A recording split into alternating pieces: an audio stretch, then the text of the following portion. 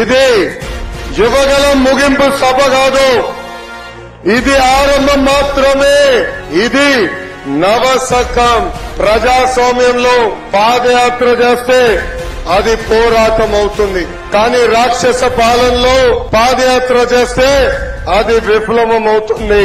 యువగలం, మనగలం, ప్రజాబలం. ప్రజాస్వామ్యాన్ని ఈ జగన్ దెబ్బతీశాడు. 3 నెలల్లో ప్రజాస్వామ్యం పవర్ ఏంటో మనందరం కలిసి చూపించాలని ఈ సభాముఖంగా ప్రజలు నేను కోరుతున్నా. జరగబోయేది జగన్ అహంకారానికి ప్రజల ఆత్మ గౌరవం మధ్యన యుద్ధం.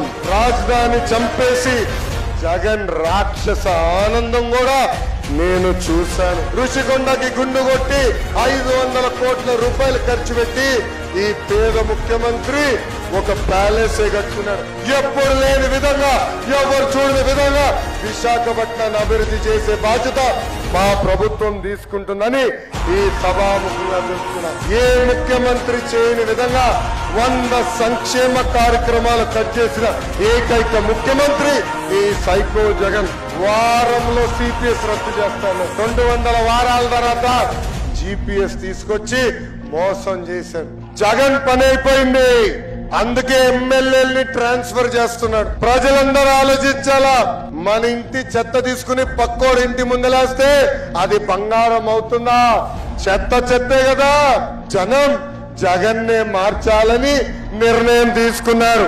3 నెలల్లో వైకాపా ప్రభుత్వాన్ని శాశ్వతంగా భూస్థాపితం చేసే బాధ్యత మనందరం తీసుకోవాలి.